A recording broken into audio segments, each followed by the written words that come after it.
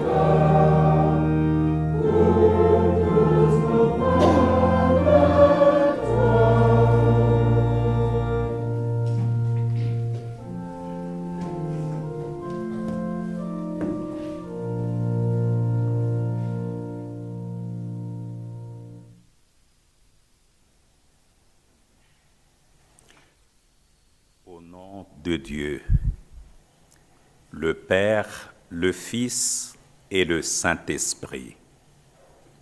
Éternel, bon Père céleste, c'est avec joie, mais aussi reconnaissance, que nous entrons dans ta présence pour te louer, pour te célébrer et honorer ton saint nom. Car Seigneur, tu nous as fait du bien dans notre âme jusqu'aujourd'hui.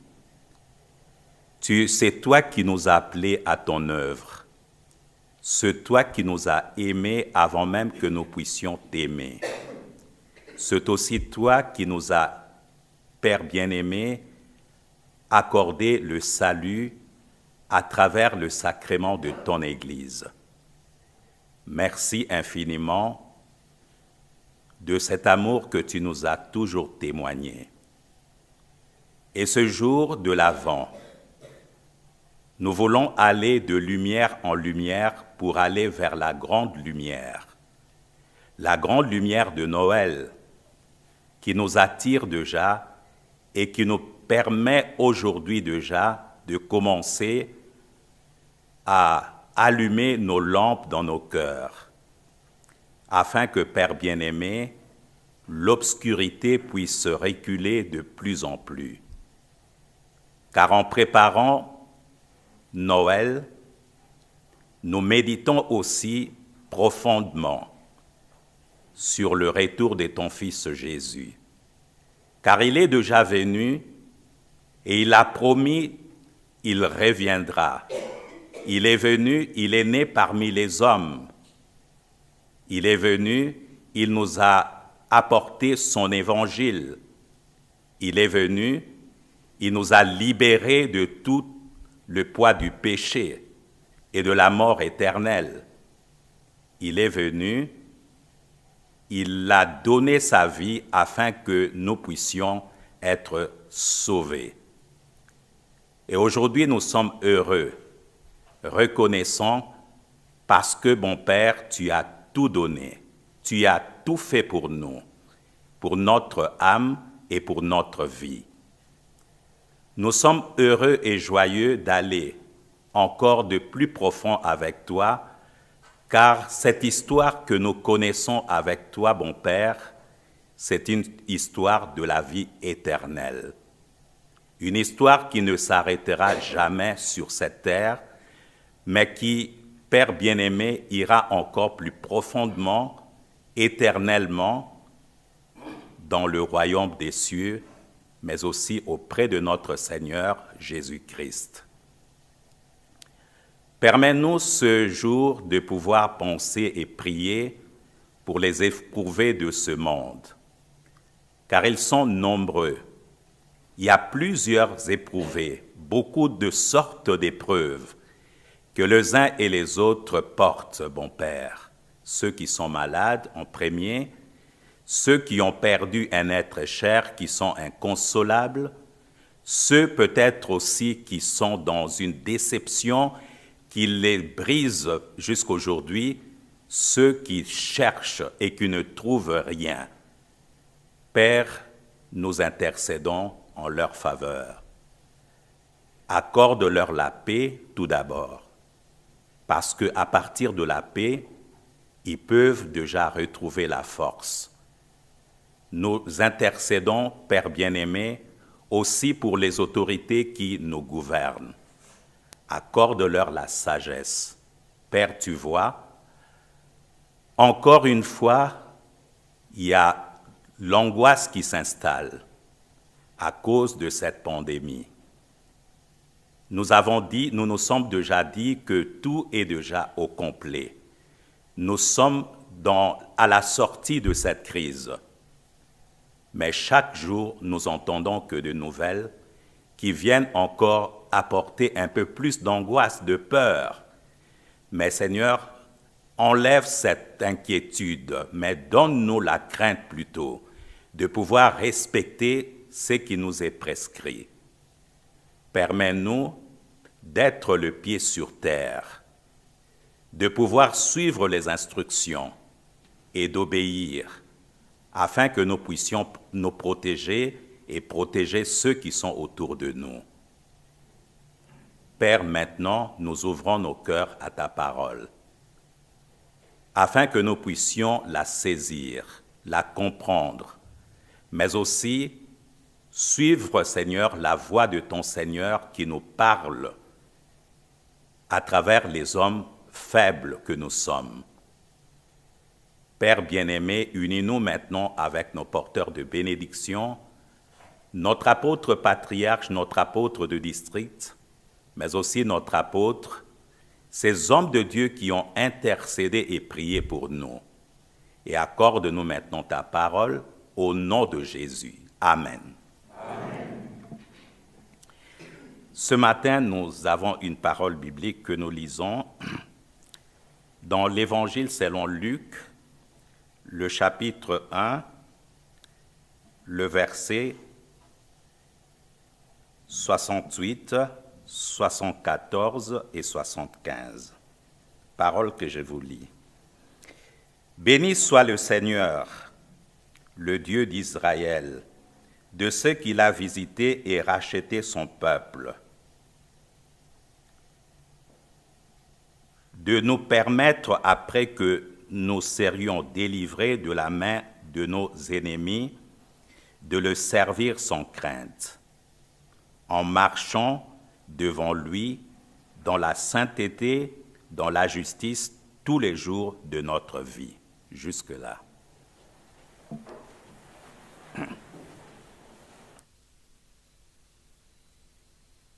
Cantique.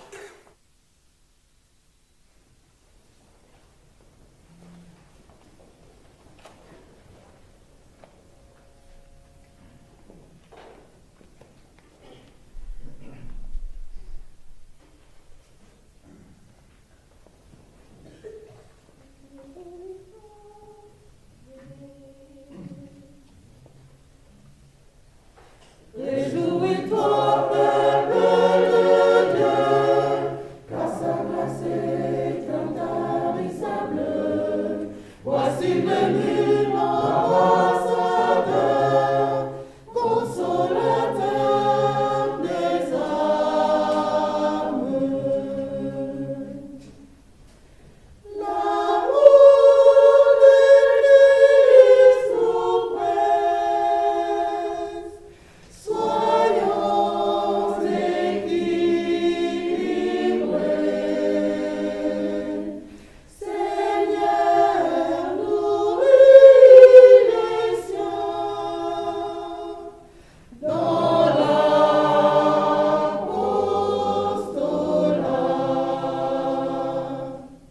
Quelle joie, quelle grâce nous comble en son vie. Seigneur, nous dans l'apostolat. Bien goûter, Seigneur, et le l'énergie. Seigneur, nous dans l'apostolat.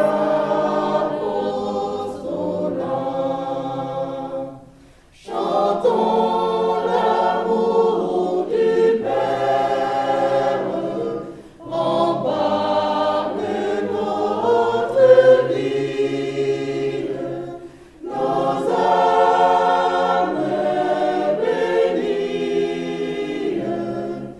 Quelle consolation, quelle consolation.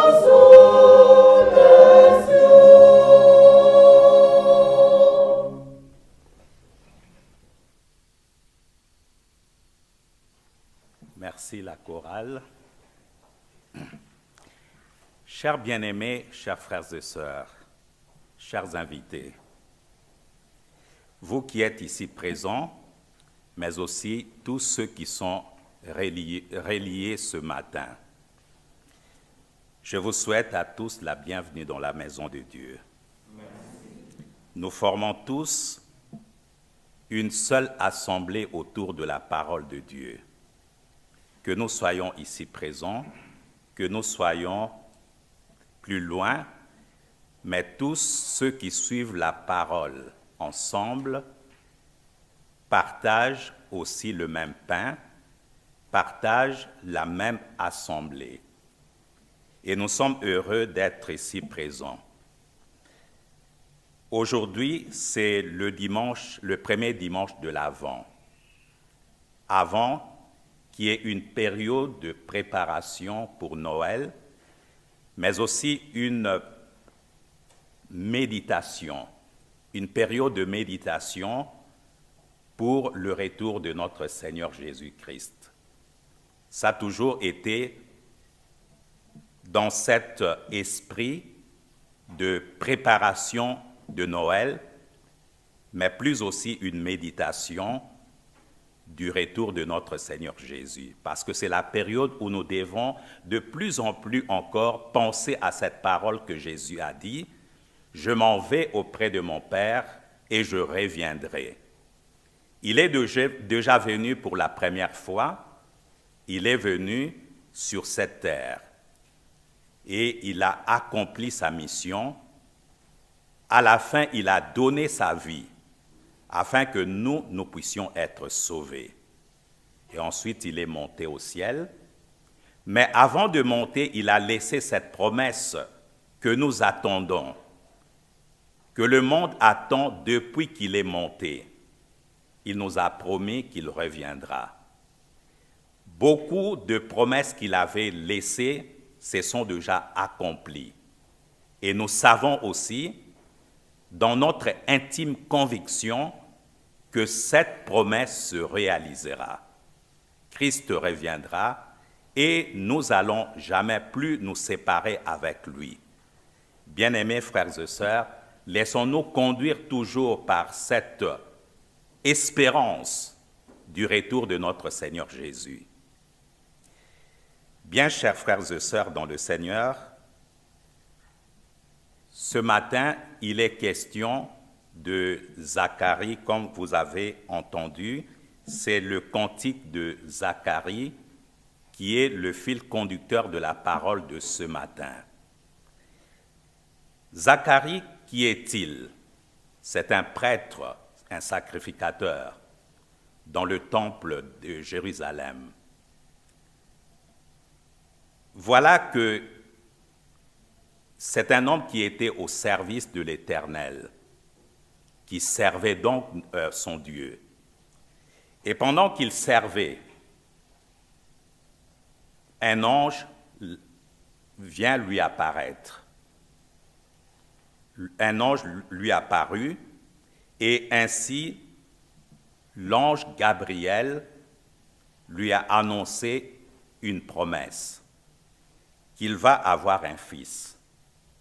Mais pendant que lui et sa femme Élisabeth sont déjà âgés, très âgés, ils ne pouvaient même plus espérer avoir un enfant. Mais au service dans le temple, prêtre qu'il était, l'ange lui fait quand même cette promesse. Va-t-il croire ou pas? Mais en tout cas, il n'a pas cru. Et comme il n'a pas cru à cette promesse, il est devenu muet. Il a perdu sa parole jusqu'à la naissance de l'enfant. À la naissance de l'enfant, Dieu le délie de sa langue qui était devenue muet. Voilà que l'Esprit de Dieu vint sur lui. Et c'est ainsi qu'il a entonné ce cantique. Il a remercié le Seigneur. Sa première parole, c'est la parole de la reconnaissance. Il reconnaît quelque chose de si grand qui va arriver. Il ne glorifie pas, il ne loue pas Dieu par rapport à l'enfant qui est né chez lui à la maison. Mais il loue l'Éternel par rapport à l'enfant qui va naître, l'enfant Jésus. Il est inspiré par Dieu, par le Saint-Esprit, pour louer déjà le plus grand événement que le monde n'a jamais connu, la naissance de Jésus. Il en parle comme si c'était au présent, parce que simplement, l'enfant Jésus était déjà dans le sein de sa mère Marie. Bien-aimés frères et sœurs dans le Seigneur, comme Zacharie, nous sommes appelés, nous aussi, aujourd'hui, à notre époque, de pouvoir être au service de notre Père céleste, de notre Dieu.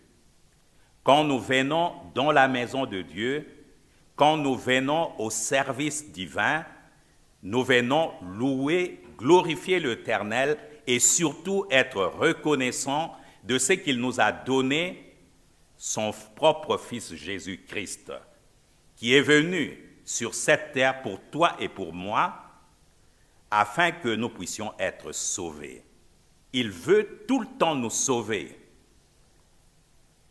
Bien-aimés frères et sœurs, quelle que soit notre origine, quel que soit notre présent aujourd'hui, c'est que nous vivons, quel que soit aussi notre passé, parce que simplement, Christ n'est pas venu pour condamner le monde, il est venu pour sauver le monde. Bien-aimés frères et sœurs, c'est pourquoi il nous regarde non pas par notre apparence extérieure, mais il nous regarde droit dans le cœur. Et celui qui nous connaît plus que toute personne ici sur cette terre. Bien-aimés frères et sœurs dans le Seigneur, c'est pourquoi faisons-lui confiance. Et soyons rassurés en écoutant sa parole, en étant au service de sa maison, en louant l'Éternel, en glorifiant notre Dieu, il fera beaucoup pour notre vie. Bien-aimés frères et sœurs dans le Seigneur, Jésus est venu nous libérer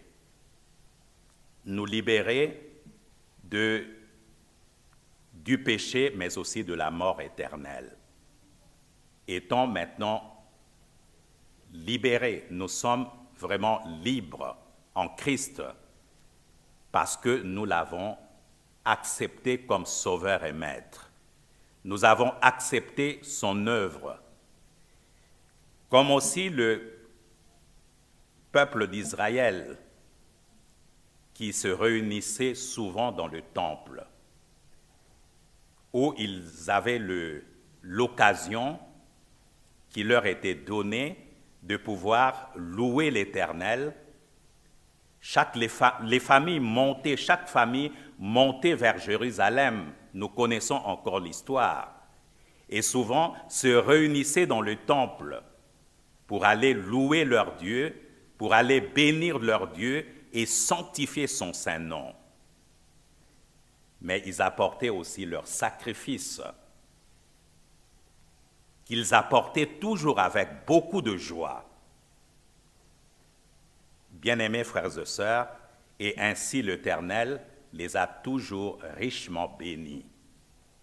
Parce que la bénédiction de Dieu, c'est déjà une richesse. La bénédiction de Dieu, c'est son amour et aussi sa grâce que nous pouvons bénéficier. Bien-aimés frères et sœurs, le peuple était béni. Nous voulons aussi, nous, à notre temps, comme nous nous rassemblons lors de services divins dans la maison de Dieu, à l'image de ces temples d'aujourd'hui, nous montons famille et nous nous tenons famille et famille pour venir nous rassembler avec nos enfants, avec nos petits-enfants. Nous leur transmettons aussi cette même foi que nous n'imposons pas, mais que nous transmettons avec foi, avec déjà amour, parce que nous aimons nos enfants, nous aimons nos petits-enfants. Bien-aimés frères et sœurs, nous le faisons non pas par tradition, mais par amour, parce que Dieu est amour. Ce Dieu qui est en nous, son amour est répandu en nous. Nous ne pouvons que tout faire par amour pour lui, afin que, bien-aimés frères et sœurs, quand nous montons au service divin, comme le peuple d'Israël montait dans le temple, nous puissions tous être sous les ailes de notre Dieu Tout-Puissant. Et là, quelle est la disposition de nos cœurs? Sommes-nous le plus heureux? En tout cas, entonnons de cantiques de louanges, de chants de louanges, chaque fois que nous sommes dans la maison de Dieu. David déjà en son temps disait, « Je me réjouis à chaque fois qu'on me dit d'aller dans la maison de l'Éternel. »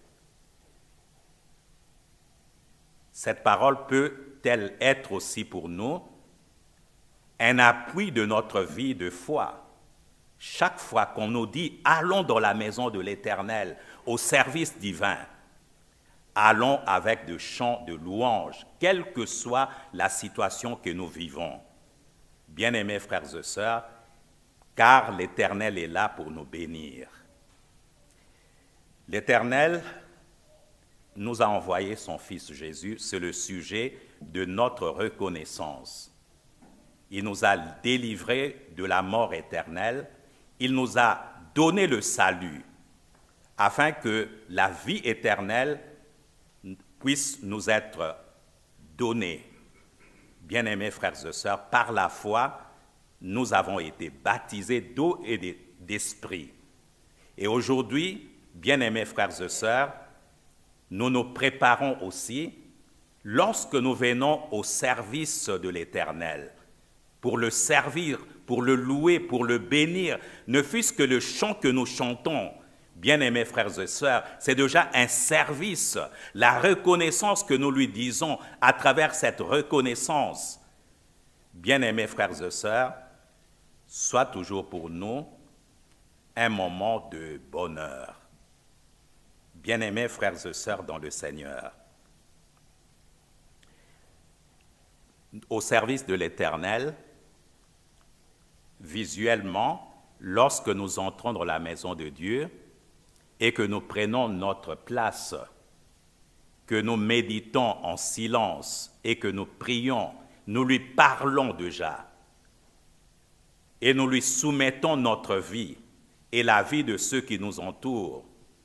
L'Éternel est heureux de nous voir parce que c'est le plus heureux de voir sa famille réunie autour de lui. Parce qu'il est notre Père, il aimerait toujours voir ses enfants. Bien-aimés frères et sœurs, il nous couvre de ses ailes. Si nous le faisons déjà visuellement, physiquement, chanter pour lui, c'est physique. Bien-aimés frères et sœurs, c'est par la foi que nous le faisons. Mais n'oublions pas aussi d'être toujours au service de notre propre âme. Lorsque nous servons l'Éternel, nous le servons aussi pour notre âme. Et là, mes bien-aimés frères et sœurs, quand nous entendons la parole qui nous est prêchée, bien-aimés frères et sœurs, soyons toujours très attentifs, prêtons l'oreille intérieure. En travaillant sur notre âme, ne nous contentons toujours pas d'écouter la parole avec nos oreilles extérieures, car à l'intérieur, utilisons aussi cette oreille intérieure qui nous permet de bien percevoir encore la parole et de pouvoir la mesurer, parce qu'elle nous concerne. Elle ne concerne pas seulement celui qui est à côté de nous, elle concerne pas seulement celui qui est derrière nous, mais la parole qui vient de l'autel concerne aussi celui qui prêche, afin que nous puissions, bien-aimés frères et sœurs, en profiter et nourrir notre âme de l'intérieur aussi. Travaillons au service, servons notre âme aussi, étant au service de notre âme, bien-aimés frères et sœurs, lorsque nous entendons le pardon de péché est prononcé, disons-nous aussi quelle est ma part aussi du service que je rends à mon âme dans la repentance qui a été prononcée. Bien-aimés frères et sœurs, ça c'est le travail intérieur, dans le temple de l'Éternel, à l'intérieur de nous. Rappelons-nous toujours de cette parole, vous êtes le temple de Dieu. et que l'Esprit de Dieu habite en vous. Oui, mes bien-aimés frères et sœurs, cet temple est à l'intérieur de nous, c'est notre âme. Et c'est là aussi que nous devons aussi de plus en plus travailler, être au service de l'Éternel pour le bien de notre âme. Et après avoir écouté la parole, lorsque nous méditons cette parole et que nous allons chez nous, soyons aussi de ceux qui sont des disciples de Christ, qui témoignent de cette parole autour de nous, qui n'hésitent pas, qui n'ont ni honte de pouvoir, si l'occasion le permet, de pouvoir aussi apporter l'Évangile à ceux qui sont autour de nous. Avons-nous honte de l'Évangile? Avons-nous honte de parler de l'Évangile? Nous sommes au service de notre Dieu. Mes bien-aimés frères et sœurs, servons l'Éternel comme Zacharie l'a fait, bien-aimés frères et sœurs. Et nous savons que nous devons aussi être au service de l'Éternel en apportant toujours notre contribution pour son plan de rédemption. C'est aussi notre devoir, mes bien-aimés frères et sœurs. Le temple de Jérusalem a été aussi habité par des colonnes. Une colonne sert à quoi? Une colonne sert à soutenir l'édifice. Et soyons aujourd'hui, nous, de ces colonnes qui soutiennent l'œuvre du Seigneur. Bien-aimés frères et sœurs, pour que cet équilibre de notre foi puisse toujours apporter l'appui dans notre contribution. C'est là soutenir, bien-aimés frères et sœurs, l'œuvre de notre Seigneur. Comme dans le temple, il y avait aussi, à la venue de notre Seigneur Jésus, nous connaissons bien l'histoire, il y avait deux colonnes aussi spirituelles que je peux dire, Siméon et Anne.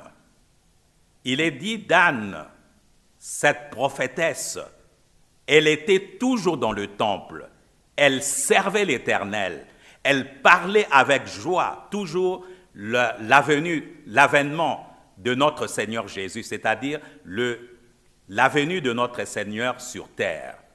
À tous ceux qui l'entendaient, elle n'hésitait pas, elle n'avait pas honte de pouvoir prophétiser la venue de Jésus, car intimement convaincue que le Seigneur viendra pendant qu'elle sera vivante. C'est sa foi qui lui a permis d'être dans cette disposition, mes bien-aimés frères et sœurs. Et c'était une colonne qui était dans le temple, une colonne spirituelle qui soutenait l'œuvre du Seigneur. Bien-aimés frères et sœurs, Siméon aussi en son temps, que j'appelle ici aussi une colonne, qui est poussée par l'Esprit et qui arrive au temple, qui a reconnu Jésus-Christ qui venait de naître et qui a pu aussi glorifier l'Éternel, que ses yeux aient pu voir, c'est que les générations passées ont attendu cet événement. Lui, il a vu, et d'ailleurs, il a dit au Seigneur, « Maintenant que mes yeux ont vu, prends-moi maintenant. » Parce qu'il a vu, c'est que Israël attendait la naissance de Jésus-Christ. Ces deux colonnes nous servent aussi aujourd'hui, bien-aimés frères et sœurs, à préparer pour nous l'avant, cette période que nous passons de préparation, de méditation. Christ est venu, il est venu pour moi, il est venu pour me libérer. Désormais, je ne suis plus esclave ni du péché, ni du diable. Parce que si Christ nous libère, nous sommes réellement libres. Bien-aimés frères et sœurs, et c'est cette liberté qui nous pousse aussi à chercher toujours la sanctification. bien-aimés frères et sœurs dans le Seigneur. Et nous savons que dans cette attente de notre Seigneur Jésus, nous le savons, bien-aimés frères et sœurs, que Christ, quand il apparaîtra,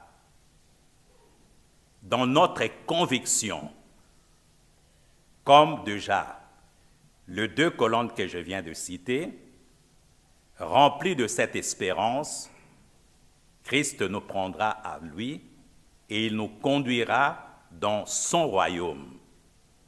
Et il fera de nous de rois et de sacrificateurs. Amen. Amen.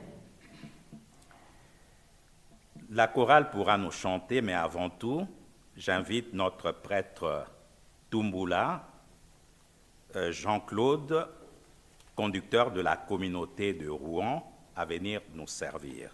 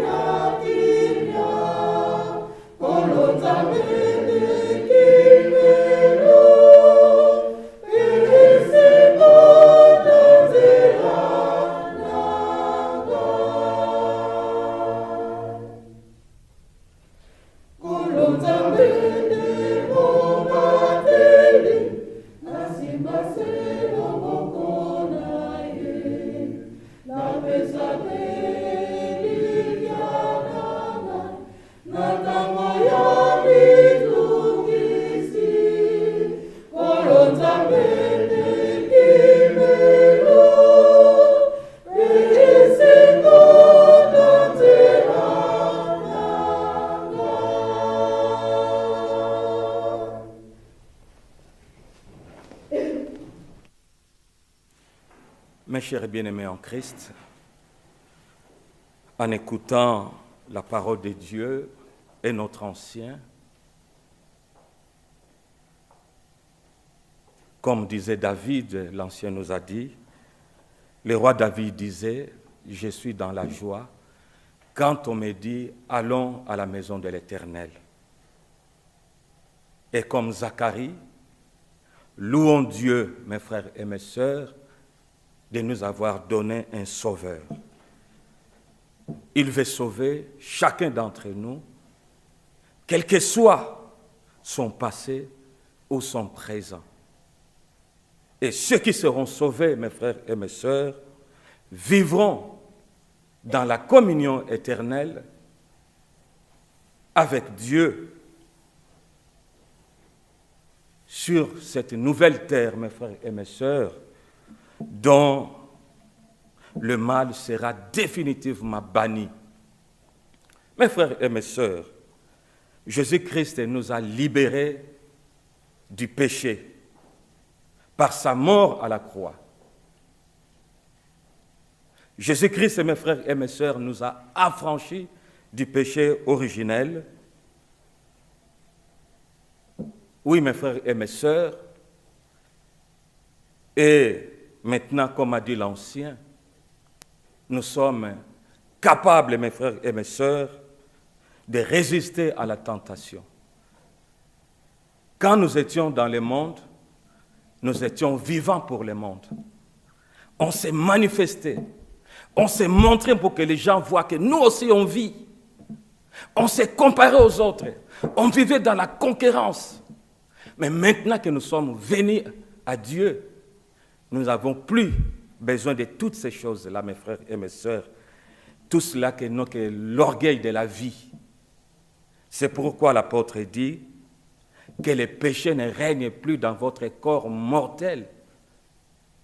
N'obéissez plus au diable, Ne livrez plus vos membres au péché comme les instruments d'iniquité. Que votre corps, votre âme, votre esprit puissent servir l'Éternel. Et faisons tout à la gloire de Dieu et non à la gloire personnelle. Oui, mes frères et mes sœurs. Et nous servons Christ sans crainte, mes frères et mes sœurs. Et nous espérons, mes frères et mes sœurs, en sa grâce qui libère. Et nous nous remettons tout entier en lui, mes frères et mes sœurs. Et en faisant sa volonté, nous avons la garantie d'avoir fait les bons choix, mes frères et mes sœurs. Et nous attendons notre Sauveur, le retour proche de notre Sauveur. Et lorsqu'il viendra, mes frères et mes sœurs, il va venir pour nous libérer définitivement de tout mal et nous conduire dans son royaume. Et c'est une grâce, mes frères et mes sœurs. Et rendu parfait par sa grâce, comme a dit l'Ancien, nous servirons dans le royaume de paix comme sacrificateurs de Dieu et de Christ. Et le retour du Christ, mes frères et mes sœurs, alimente notre espérance. Cette espérance qui sauve, celui qui l'a dans son cœur est sauvé. Cette espérance, mes frères et mes sœurs, est fondée sur la parole de Dieu, qui ne ment pas, qui ne trompe pas. Cette espérance est fondée est bâtie sur le Christ, qui est la vérité de Dieu, mes frères et mes sœurs.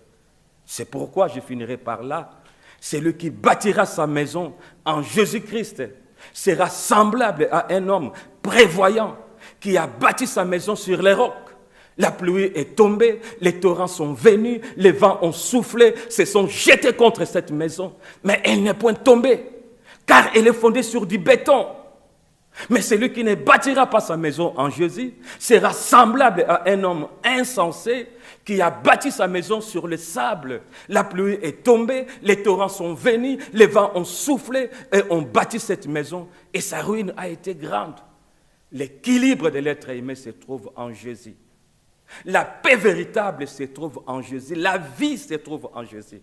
Nous les suivons, mes frères et mes sœurs, parce qu'il est la lumière du monde, le sauveur du monde. Nous les suivons, mes frères et mes sœurs, parce qu'il a la vie éternelle. Alors, mes frères et mes sœurs, mettons la parole de Dieu en pratique et nous arriverons au but de notre foi. Amen. Amen.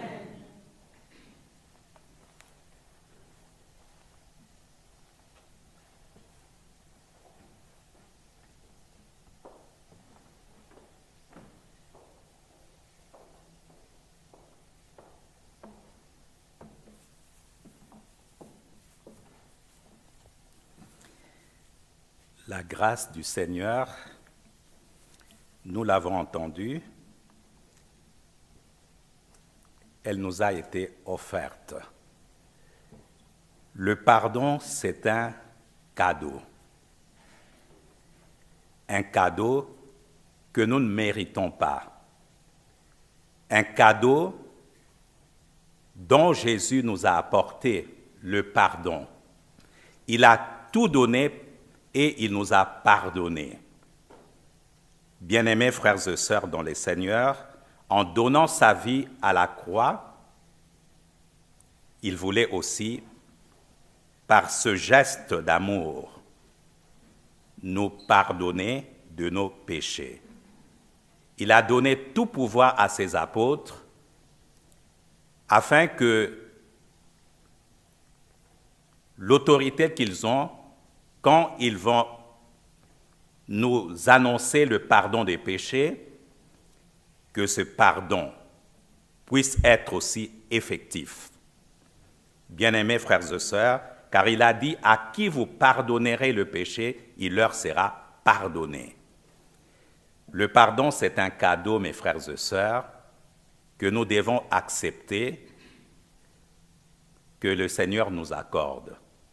Et c'est très compliqué de toujours refuser un cadeau. Mais ce cadeau, il est le plus merveilleux parce que ce cadeau nous servira un jour à nous voir dans une autre dimension. Et nous n'allons jamais plus le regretter. Nous allons dire que oui, Christ nous a pardonné, Christ m'a pardonné, je l'ai suivi, et ce pardon a fait que le monde ne puisse plus me juger. Et c'est par là, bien-aimés frères et sœurs, dans cet esprit que nous devons aussi pardonner les autres, puisque nous le prions dans notre prière, pardonne-nous comme nous pardonnons. Puisque Christ nous a pardonnés, ayons aussi cette nature, que ce soit notre nature de ceux, les enfants de Dieu qui pardonnent, quelle que soit la dimension de cette situation. Soyons toujours capables.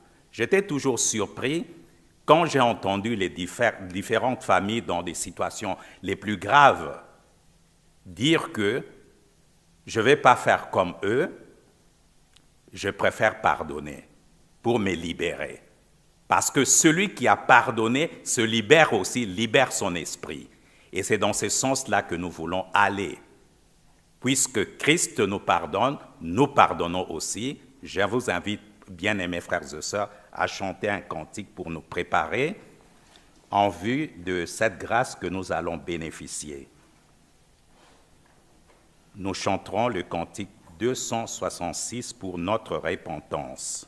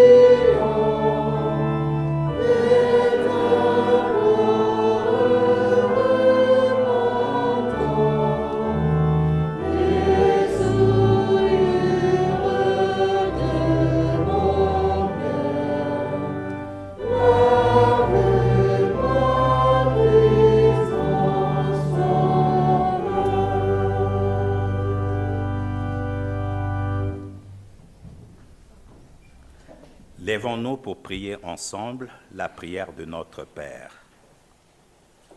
Notre Père qui es aux cieux, que ton nom soit sanctifié, que ton règne vienne, que ta volonté soit faite sur la terre comme au ciel. Donne-nous aujourd'hui notre pain quotidien. Pardonne-nous nos offenses, comme nous pardonnons à ceux qui nous ont offensés. Ne nous induis pas en tentation, mais délivre-nous du mal. Car c'est à toi qu'appartiennent dans tout le siècle le règne, la puissance et la gloire. Amen. Selon la mission que j'ai reçue de l'apôtre Momandon, je vous annonce la bonne nouvelle. Au nom de notre Seigneur Jésus-Christ, le Fils du Dieu vivant, vos péchés vous sont pardonnés. La paix du ressuscité soit avec vous. Amen. Amen. Bon Père, merci de ce pardon que tu nous offres comme un véritable cadeau. Que ce pardon nous sanctifie, afin que, Père bien-aimé, nous puissions prendre le corps et le sang de Jésus dignement. Exauce notre prière au nom de ton Fils. Amen. Amen. À présent, nous allons fêter la Sainte Seine.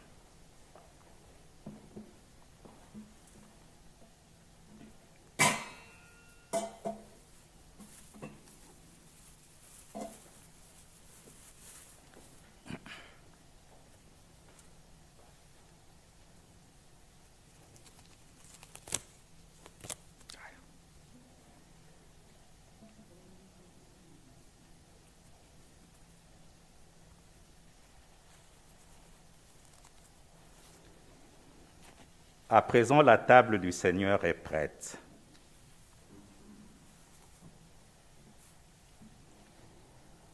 Au nom de Dieu, le Père, le Fils et le Saint-Esprit, je consacre le pain et le vin pour la Sainte Seine et je dépose le sacrifice unique de Jésus-Christ valable en toute éternité. Car le Seigneur prit du pain et du vin, rendit grâce et dit, « Ceci est mon corps qui est donné pour vous. Ceci est mon sang, le sang de la nouvelle alliance qui est répandu pour beaucoup, pour le pardon des péchés. Mangez et buvez, faites ceci en mémoire de moi. Car toutes les fois que vous mangez ce pain et que vous buvez ce vin, vous annoncez la mort du Seigneur jusqu'à ce qu'il revienne. Amen. Amen.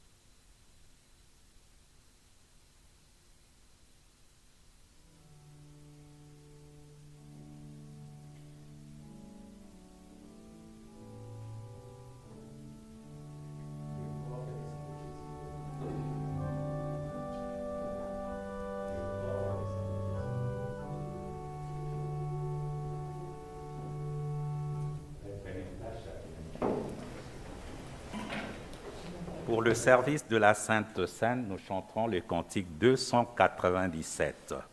297. Le Seigneur vous invite à sa table.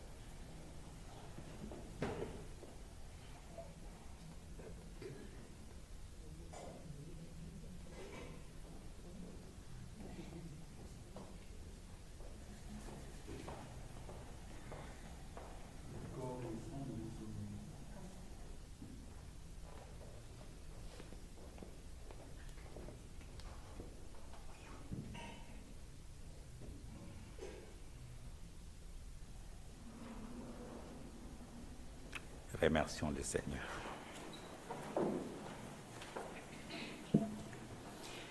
À la fin de cette heure de grâce que tu nous as accordée, bon Père, quelle joie, quel bonheur de préparer, de commencer déjà l'Avent avec cette première lumière qui nous est allumée.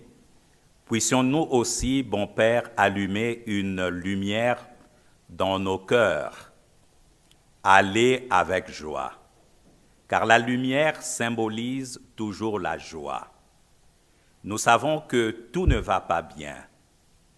Nous avons des épreuves de foi, que peut-être nous connaissons des contrariétés, mais permets-nous que cette lumière nous permet de pouvoir faire reculer les ténèbres, car celui qui manque la joie manque aussi la lumière. Père bien-aimé, aide-nous à allumer et à enrichir encore avec un peu de réserve notre lumière du cœur, afin que, Père bien-aimé, quand Noël apparaîtra, nous puissions être le plus heureux de pouvoir déjà nous projeter au plus grand Noël, la seconde venue de ton Fils Jésus, qui est pour nous cette espérance vivante qui nous anime par notre foi et par l'amour que nous avons en Jésus, de toujours servir comme Zacharie dans la maison de Dieu, car nous sommes appelés d'être des serviteurs et des servants de l'Éternel. Père bien-aimé, afin que notre lumière, ta lumière, puisse se voir.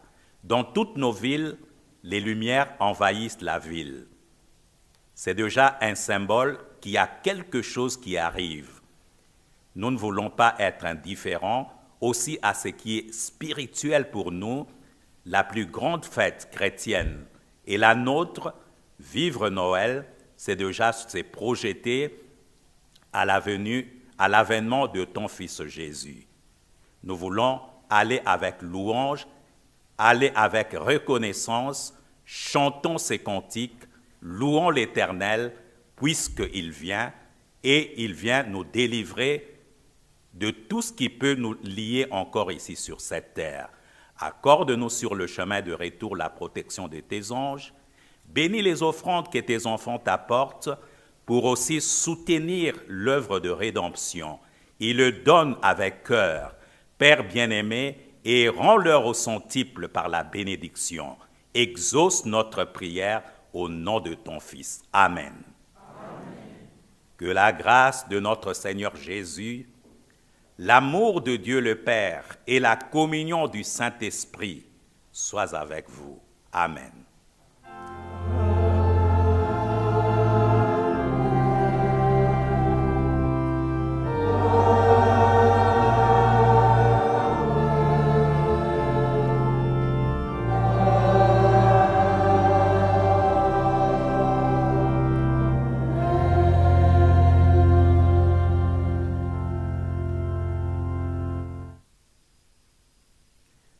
Prenez place.